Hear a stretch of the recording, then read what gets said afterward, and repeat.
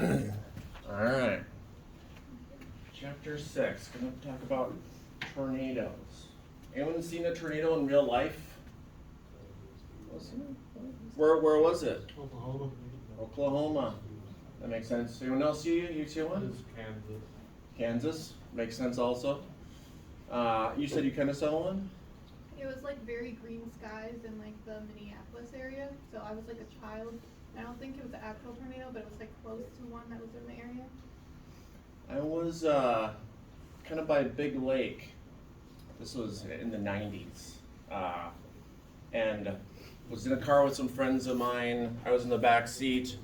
And I actually saw in the rearview mirror our tornado behind us. And I wanted to tell my friends, well I did, I attempted to tell my friends. They would not stop, they would not look, and they just thought I was joking. And they just refused to look. I was like, there's a tornado actually behind us that is coming toward us. We should, I don't know, accelerate or something. They did finally look, but that's as close as I got. I wasn't this close to it. Good amount of distance, which is for the best, I'm sure. So why did it go 2 slides? All right. So tornadoes. The interesting thing about tornadoes is, although they're very deadly and they cause a lot of damage, they are usually super quick. Most tornadoes, well, I don't know, maybe people have seen a funnel cloud. People have seen like what could be the start of a tornado. There's actually a lot more of that kind of thing that happens that do not form tornadoes. And then tornadoes themselves, it's only the real rare ones that get up to the very intense level and then do a lot of damage. And even those are over relatively quickly. Some storms, like a tornado, it's a lot of energy, but then it's like all the energy that kind of storm had often, and so it will just dissipate.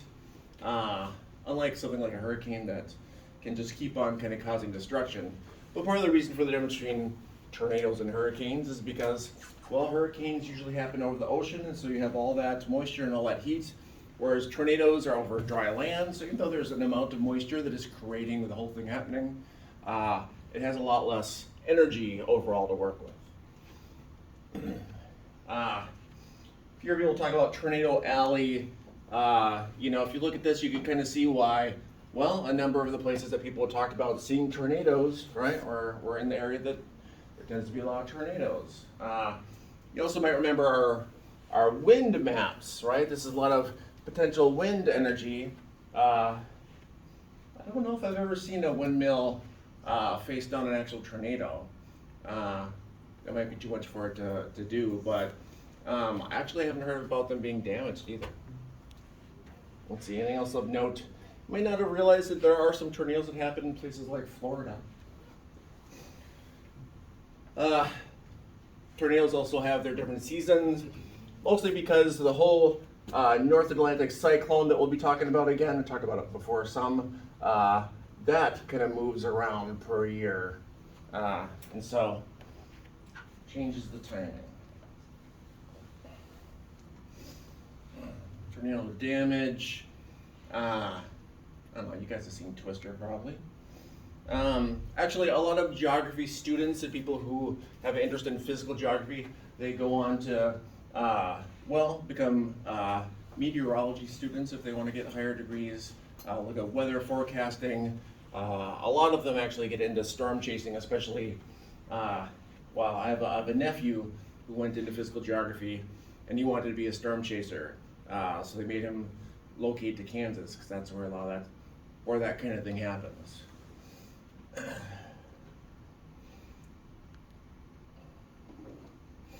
All right, thunderstorms. Not just thunderstorms, but all storms, all the things that we're talking about happening in the atmosphere happen because the Earth's surface heating up, right? And then that temperature dissipating elsewhere, right? Also creates all the water vapor in the atmosphere. And as you recall, water changing forms is holding an energy and then releasing energy, right? Um, well, I guess this is kind of pretty easy to deduce. A lot of these storm systems can just kind of come and go very rapidly. There could be a rain, it could be just like even one large cloud forms rain and then rains, and you might see it from a distance. You know, sometimes you'll see one cloud and you'll see a bunch of rain underneath it. Obviously, if you have a larger system of storms, the larger the system, the more time it takes to dissipate, because that's the more energy that is put into it, right? So a giant storm system has all of that energy in it. It takes longer to dissipate. Little chart from the book. I would say tropical cyclones, also known as hurricanes. I think I said before, names change around kind of depending on who uses it. Cyclone, hurricane, typhoon are the three names for the same thing. The same thing. So sorry if that gets confusing.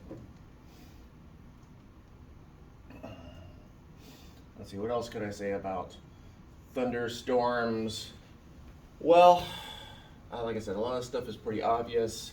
If you guys have seen weather reports, right, they usually use Doppler radar.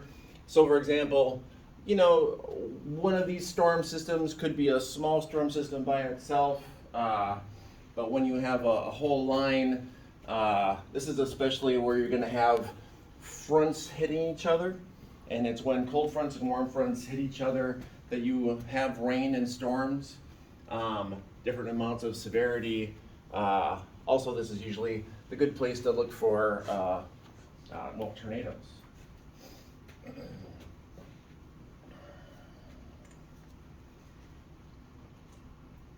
So let's see.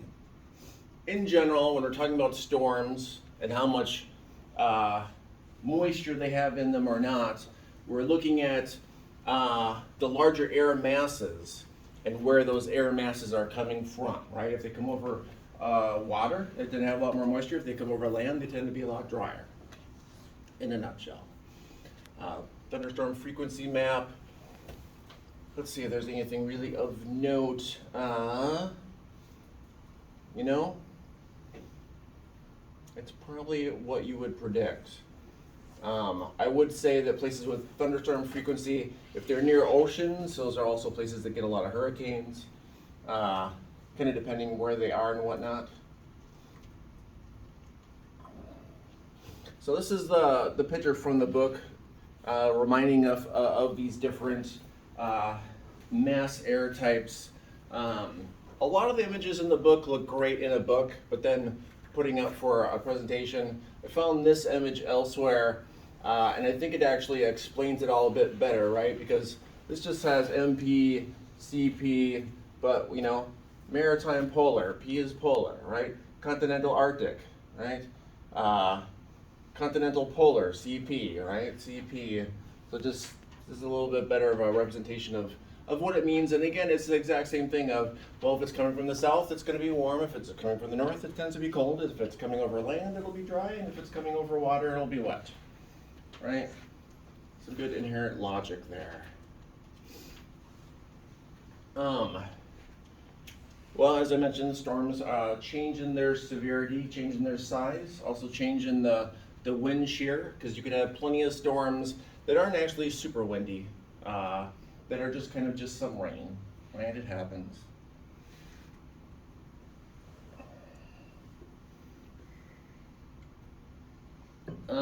So the smaller ones, well, they're very, very short-lived, right? And there's lots of climates where you'll have like a daily bit of rain, right? Especially places that tend to be a bit more humid.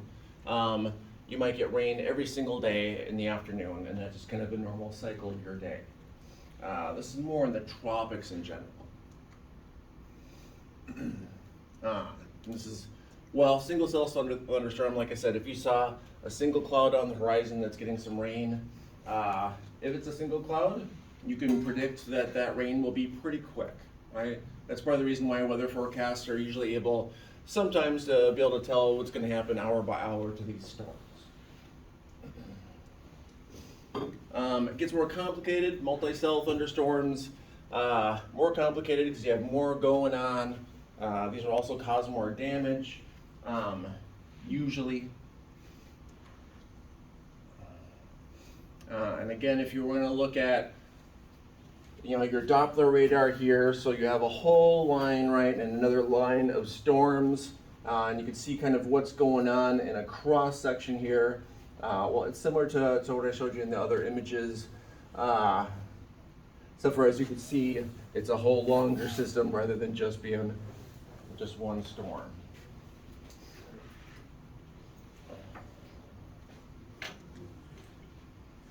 Supercell thunderstorms. This you might have also heard in the news a bit.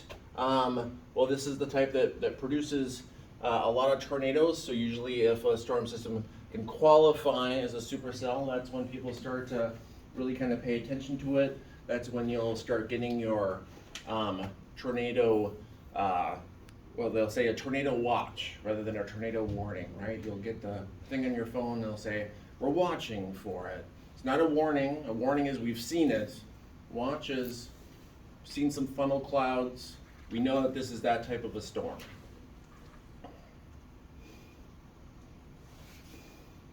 Some images from the book, just showing you kind of the wind shear that happens, right? Because this air isn't allowed to escape this bit of a zone because there's so much uplift, and there's so much uplift so quickly that it will, well, force the air into these types of formations.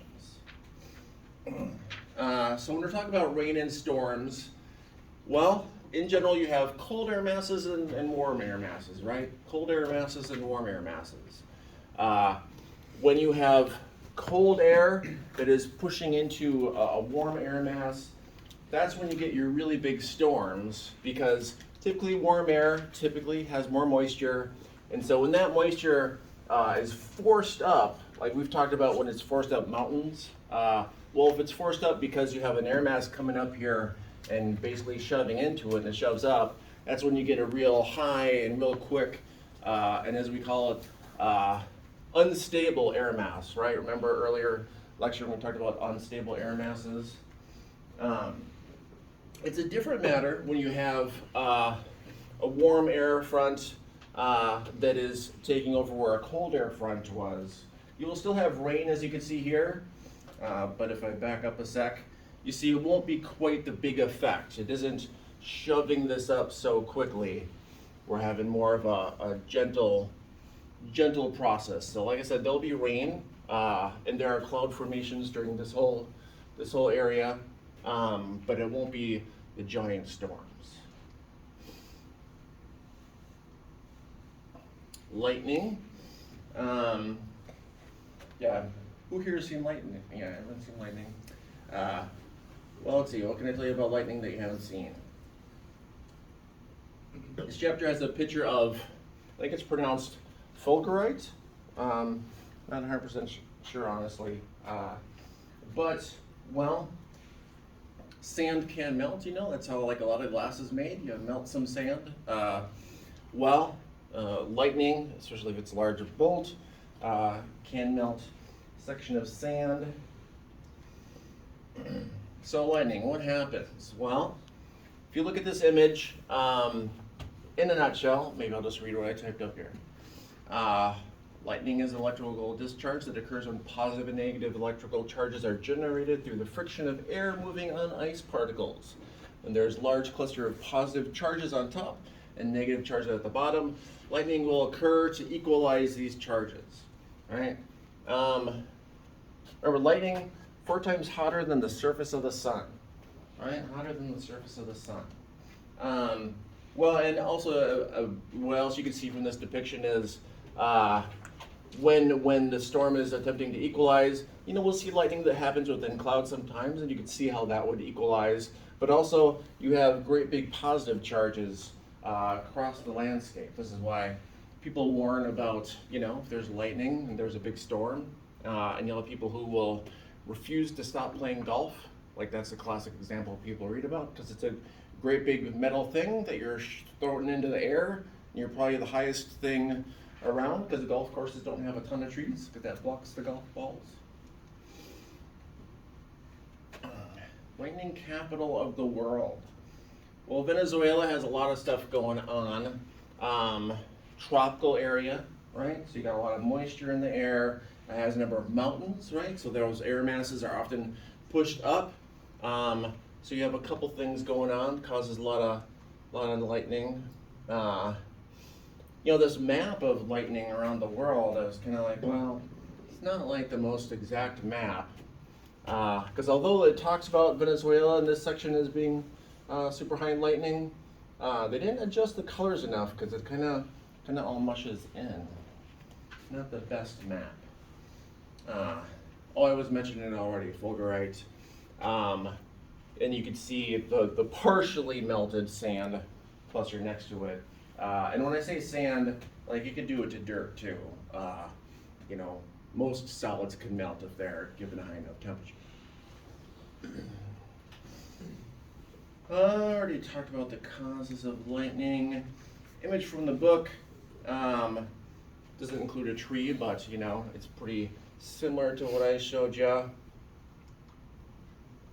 And then, people who, if you've ever been in a plane, you might have seen some different types of lightning. I would say, the book didn't really talk about ball lightning, which I think is a really fascinating form of lightning. I don't know if people have ever seen ball lightning. It's pretty rare. There are videos on it if you search like YouTube and Twitter. Ball lightning, it'll just be like a big glowing ball, and it will just kind of hover for a while until it makes contact with something. It's a pretty weird phenomena, pretty rare, but also deadly. So if you see a ball of lightning coming towards you, don't shake hands, and you'll probably be fine. Don't shake hands. The textbook goes into all these different safety things you can do, but I mean, people don't stop their lives because of a thunderstorm. They usually just keep on doing the stuff they're gonna do. The book did point out being in cars. If there's if there is an actual, for some reason, suddenly a giant amount of lightning around you, there are some places that you could go because the tires of the car are actually what insulates from you getting hit by lightning and it having a bad effect on you, put it that way. Let's see. Talked about a funnel cloud already, which is pretty easy to visualize if you've never seen one, because people can kind of picture a funnel. Wall cloud, again, these are signs that a tornado could be developing in your area. Doesn't necessarily mean that a tornado will happen, but these are some of the first things that we look at when they put out the warnings of these things. Tornado supercell, similar to the process I showed you before. There's a scale of tornado damage, and I'm not going to go over the ins and outs of all the different, but stories of things like tornado being so fast that it a fork impaled a tree. Those types of things do happen. As you can imagine, it would have to be a pretty major scale tornado. I'm not going to go through all the ins and outs of tornadoes. Tornado geography, just a reminder that part of the reason why, as you can see, we get a fair amount in North America compared to other places is because we do constantly have this cyclone effect of this turning of the atmosphere, of these air masses coming in, and this kind of constant contortion of our atmosphere. Let's see, looks like Europe gets some amount of tornadoes, Australia some, a little bit of India. But it looks like if we're talking about tornado capital of the world, be the center of North America. Already talked about tornado watch and tornado warnings a bit. When it talks about, I'll go forward a little bit. When it talks about a hook signature that you'll see on Doppler radar, that is a real good indication. Not just the funnel cloud. Usually, if you see that, that means that the funnel cloud has been there long enough that it might have made ground contact. Oops, go back one here. Tornado-related deaths. Well, there were not very good warning systems historically. This is also true for hurricanes. Worldwide, they've gotten the warning system a lot better than it used to be, especially in the U.S., the warning watch system and whatnot. And not just the invention of Doppler radar, but then the affordability and wide use by every local weather channel and weather expert have really increased the visibility of it as a storm, and thus what we can do to avoid getting hit by it ourselves.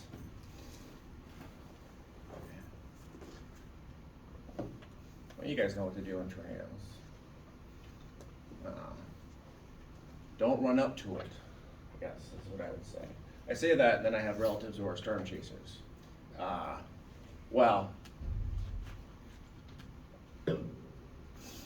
All right, so moving on to, well, tropical cyclones. Again, these are hurricanes. They're going to use different terms, but they're hurricanes. The name changes by place and often just by a person, but they're the same real thing, right? The same phenomena. Often how a hurricane will start, if you've ever seen on the news, and they'll talk about that there's a tropical depression or a tropical disturbance. That is something that could evolve into a hurricane. It could even start taking on the classic hurricane shape.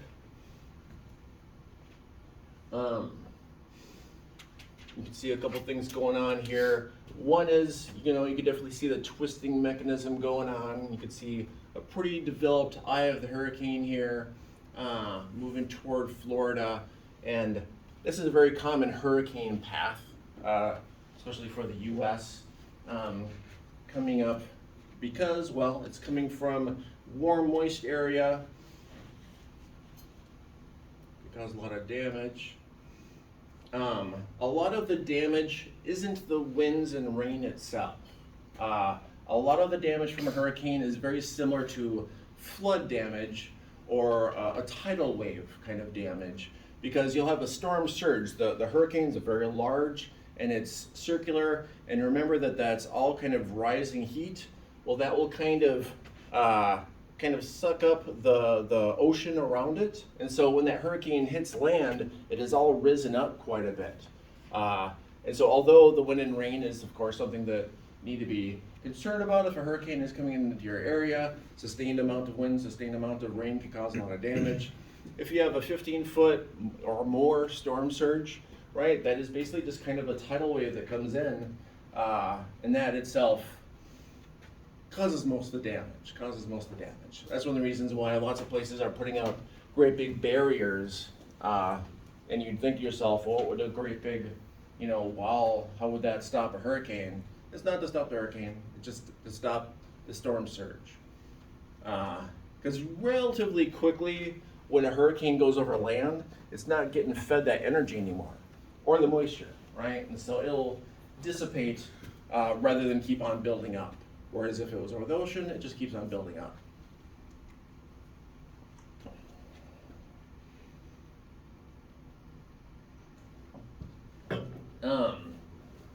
Yeah, I guess this is a good point.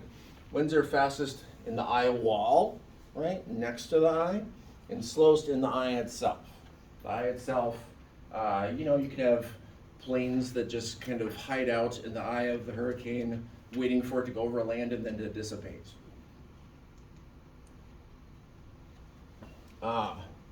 Rain bands, right? That is when you see these little parts that come out of the wheel.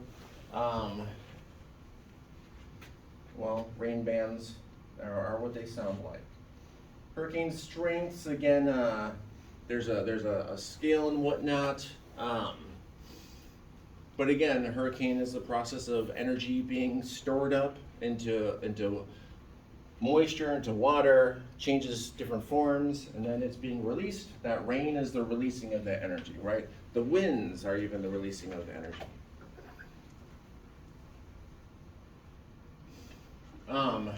This is one of the reasons why the eye of the hurricane is a bit more steady.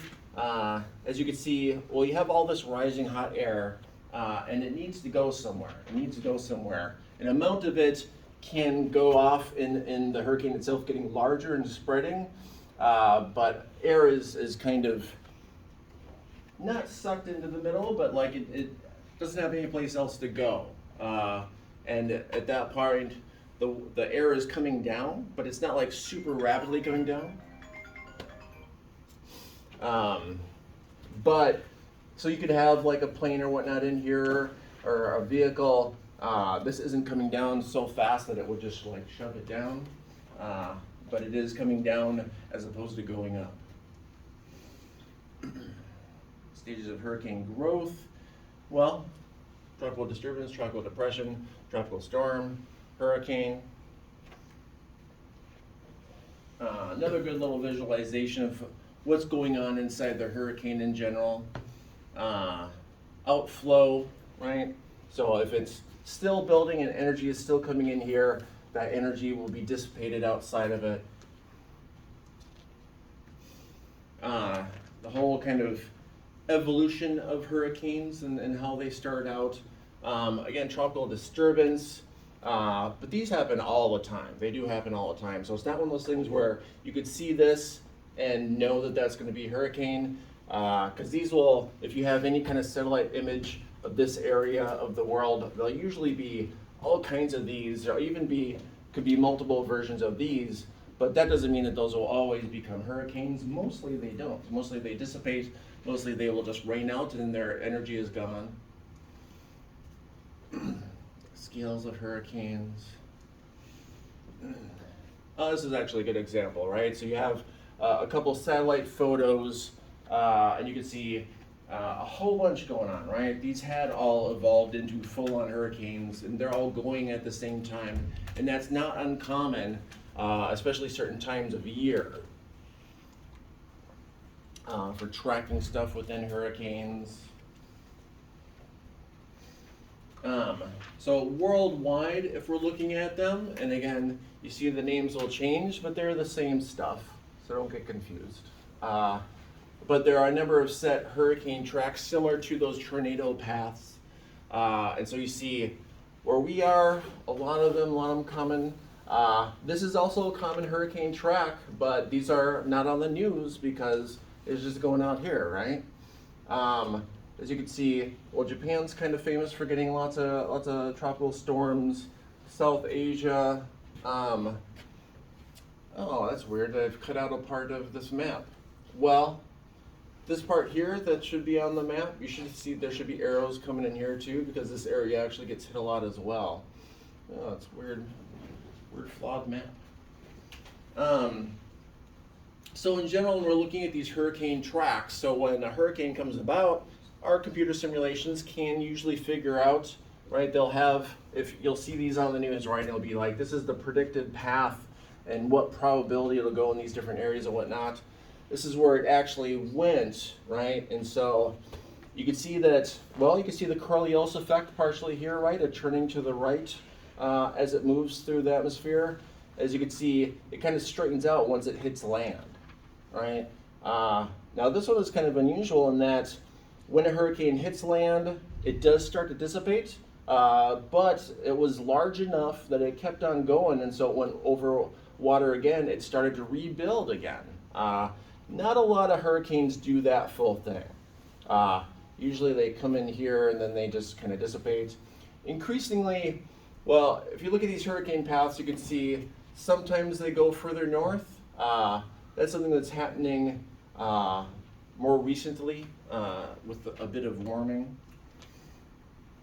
There was lots of viral videos of some hurricanes in New England recently, for example. I think that was last year. So again, hurricane tracks and their directions, you can see there's kind of a common direction, common area that they go.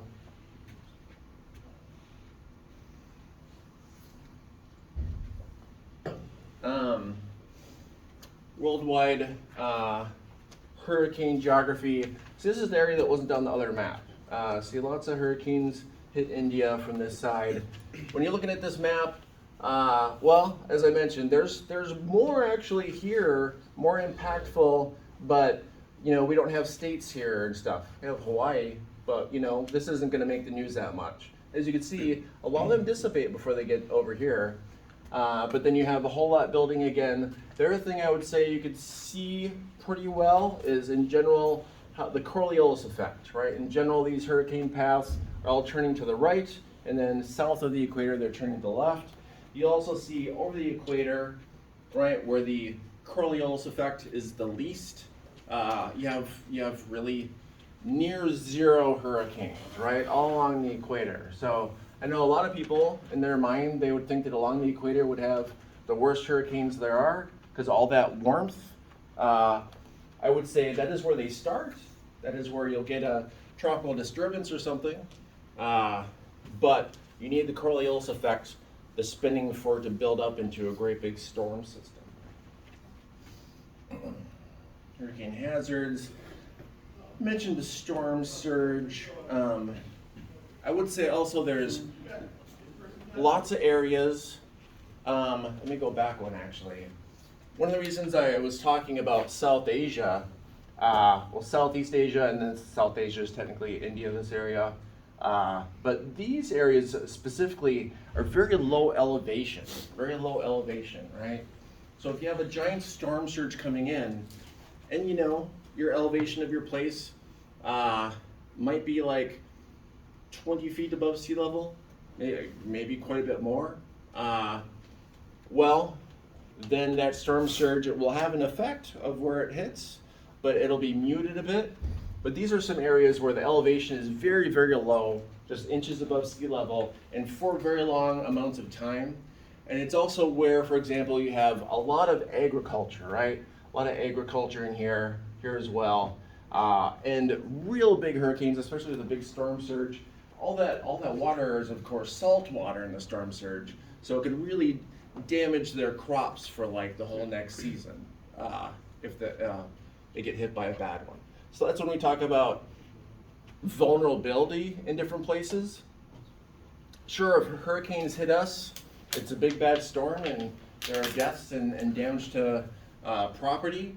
But the U.S. also being a relatively richer nation, we usually have things that we could do about it, help people out, warning systems. A lot of other places around the world don't have the money for the warning system. They don't have the money for their precautions. They don't have the money to build walls, right? They don't have the funds for these things. So it's more important for them to kind of see what's coming.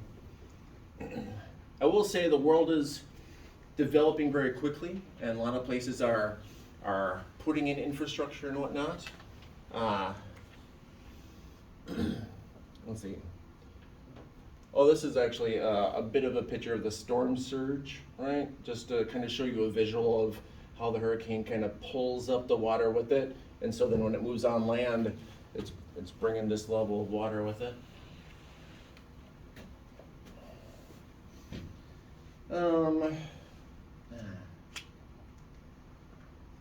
Hurricane deaths.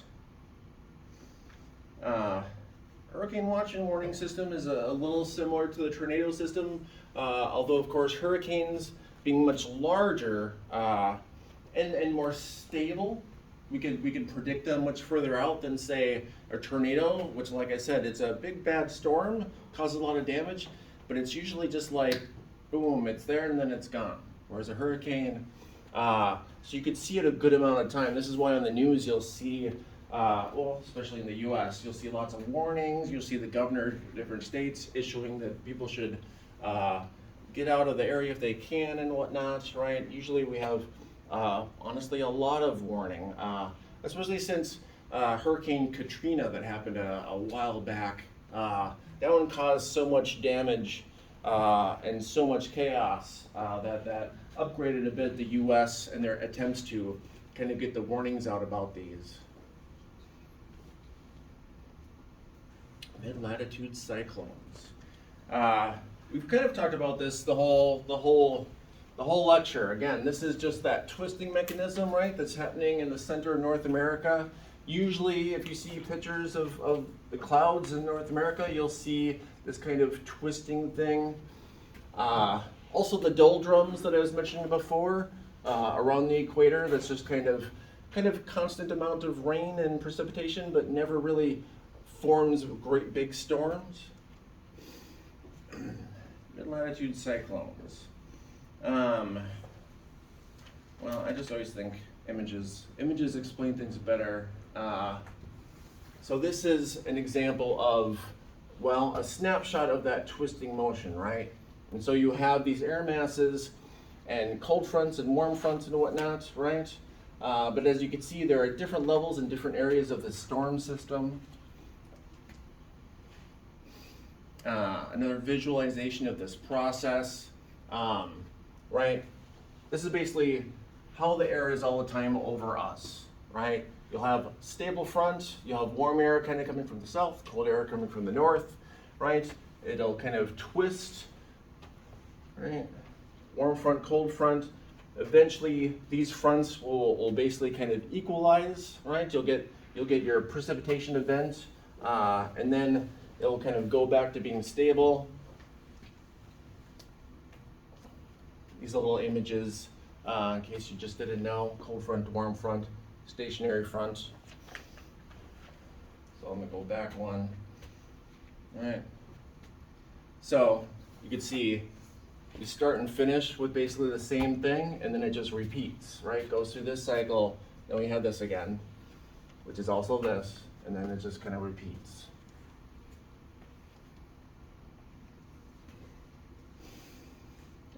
Just another visual showing, right, how the air mass moves in general. Cold fronts and warm fronts, talked about those quite a bit already. You know, again, warm fronts tend to come from the south, cold fronts tend to come from the north. That's as simple as that is. Little weather map here. Now, if you remember the things that I was talking about before, you could kind of see this air mass coming in. This is the same area, but just looking at cloud cover, right? How that kind of contortion would look, right? I don't know if you're gonna see.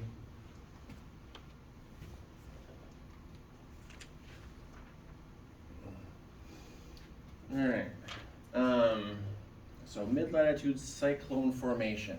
And when we use cyclone in this term, we're talking about this whole thing, right? We're talking about, because it's still a twisting air mass, so it's technically a cyclone. That's, you know, people who use the term cyclone in those countries for hurricane is one of those things where it's like, well, it starts to get confusing for people because technically this whole large air mass twisting is a cyclone, but it's not a storm, right? So it could be kind of confusing.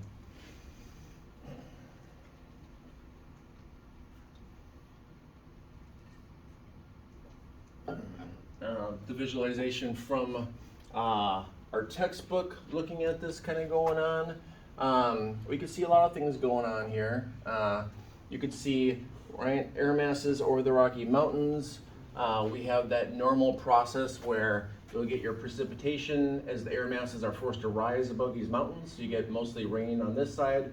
Mountains, the air mass is a bit dried out at that point, right, as it's coming over. Also on the other coast, you have this situation going. And in general, the winds will always be going this way in general, because of course the Earth is spinning this way, and our atmosphere, it's basically atmospheric drag that's happening.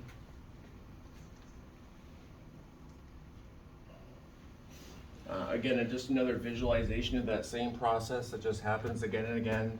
You have multiple fronts. These will basically eventually merge, and then that new merging will be a new front.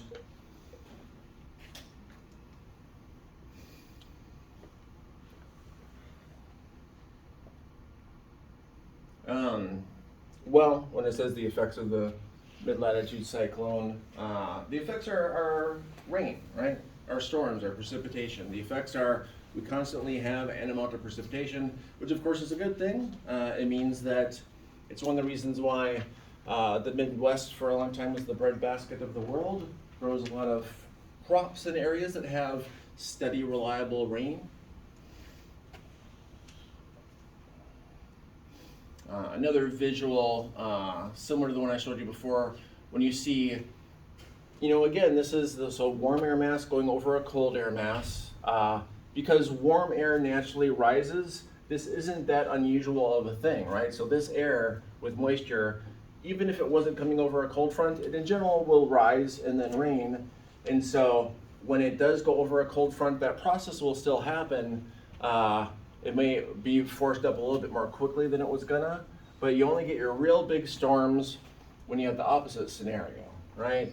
Cold air mass coming over a warm front, all this moist warm air is forced up really quick, right? So instability of the atmosphere because all this is forced up and it's unstable because it has all that energy in it and it's trying to be released, but it's being pushed into it kind of too quickly for it to be released.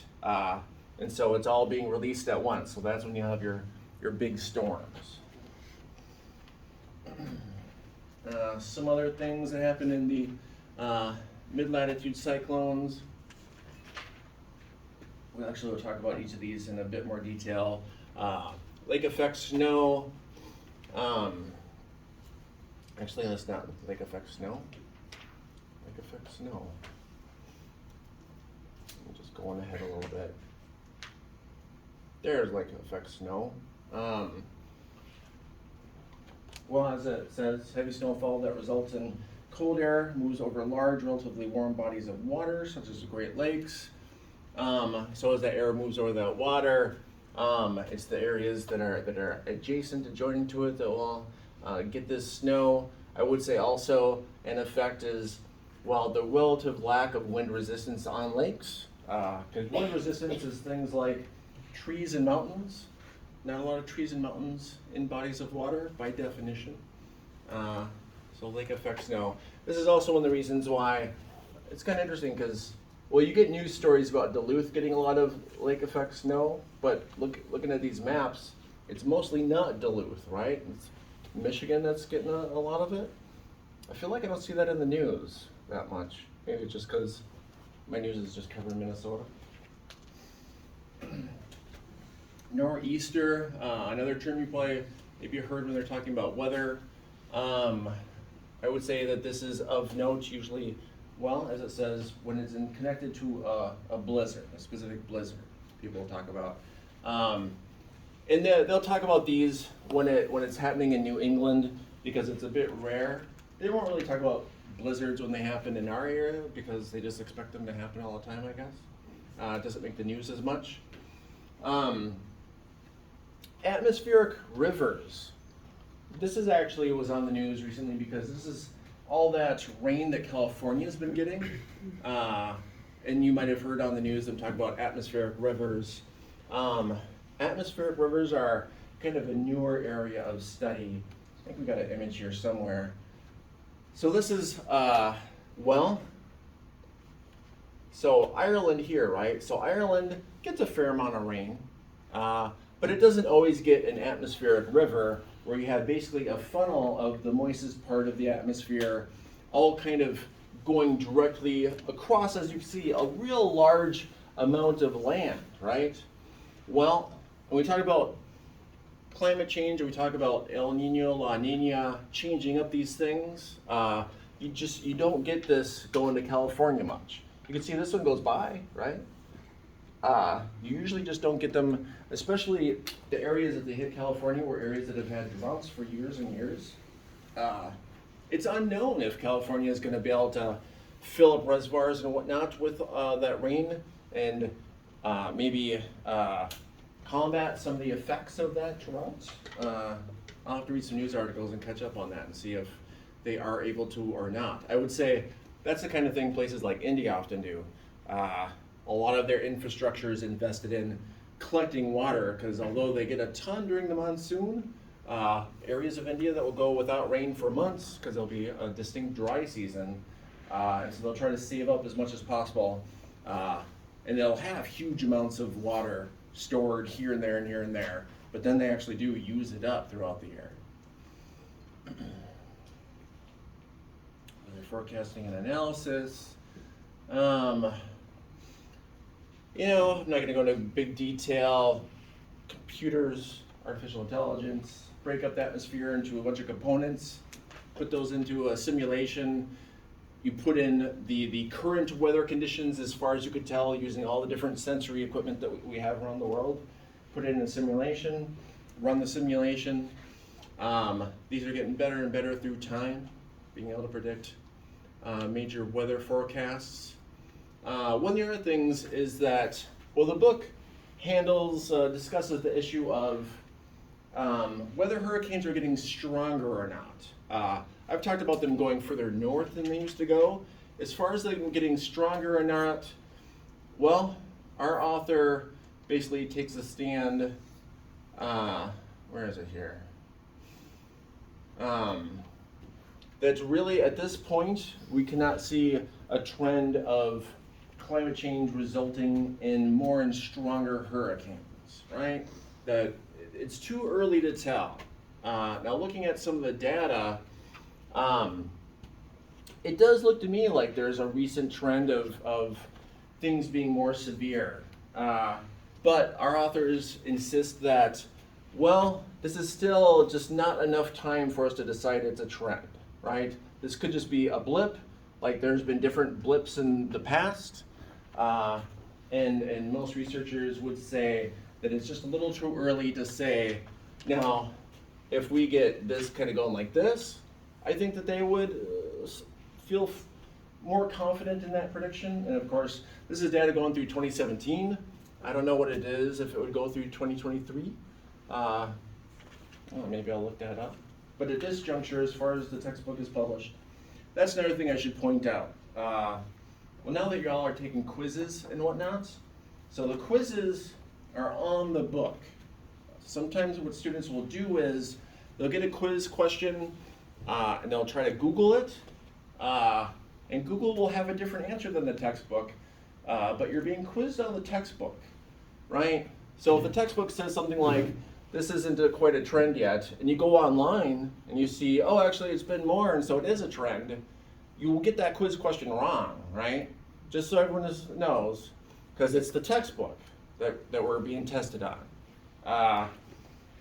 And so, sure, it's a little bit behind in data, but just keep that in mind when you're being tested. Because that's part of the reason I made it an open book, you know? You could use the book, go through it. But do be careful if you are trying to look things up. Just a little warning about that. All right, great. There is, in fact, enough time for y'all to do some small group work. All right. Got a writing utensil. Gonna have you get into, well, let's see, what size group should we do today? Let's just keep on with kind of biggish groups. 3 to 6 people per group.